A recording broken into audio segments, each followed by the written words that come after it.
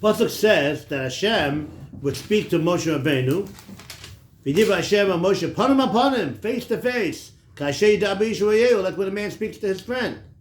V'shav al-machaneh, and we'll discuss that in a second, what that means. Then he would return to the camp. But Yeshua, Yeshua, his protege, Yeshua ben Nun, Yeshua would not depart within the tent. Seemingly, the way most people learn is talking about the mila, the advantage of Yeshua, that he was so close to Moshe Rabbeinu that he didn't want to leave him. Okay, I mean, that's very nice, but what does that have to do with the beginning of the pasuk? The beginning of the pasuk is talking about Hashem spoke to Moshe Rabbeinu upon him. The other Nevi'im didn't have that. So then why are we bringing in the fact that Yeshua was so close to him? What does that have to do with anything? So the Nachas Tzvi, it's a Chiddush, totally different, but it's an interesting idea, that it's not talking about Yeshua's relationship and how dafuk and how connected he was to Moshe Rabbeinu, but it's talking about a very pasuk in Parshas Baloscha. The Torah tells us that there's a difference between Moshe Rabbeinu, who was the other Nevi'im, and the other Nevi'im.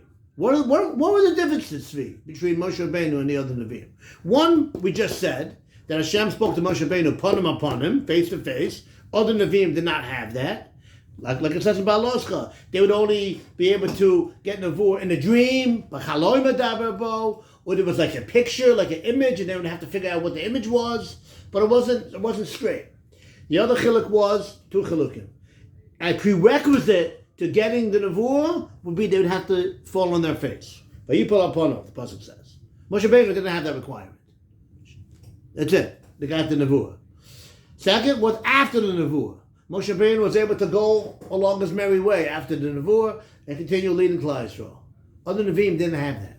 They were weakened from the Nevuah so much that they would need some time after the Nevuah, to use your word, to unwind and to be able to gather more strength, because they were so knocked out from the Nevuah. Moshe Rabbeinu was such a high level, it didn't knock him out.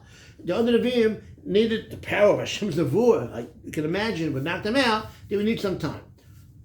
So that's shot in the pasuk. The first pasuk tells about the mila of Moshe Rabbeinu over here in this parsha, that he was put upon him.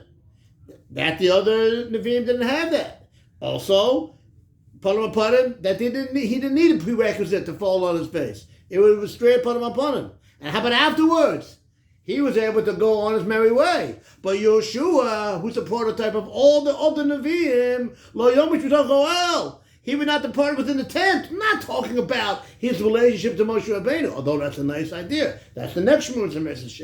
But the Torah is telling us that Yeshua, as opposed to Moshe Rabbeinu, was not able to leave right away. Moshe Rabbeinu was able to go on his merry way right after the Nevuah. But Yeshua and all the other Nevi'im needed some time to regather strength after the Nevuah, and then they would be able to go. That's what it means. That he would not depart from within the tent right away. You have to add that to the pasuk, that he would need some time, and then he'd be able to go on his way after he regathered the strength. Shabbat Shalom.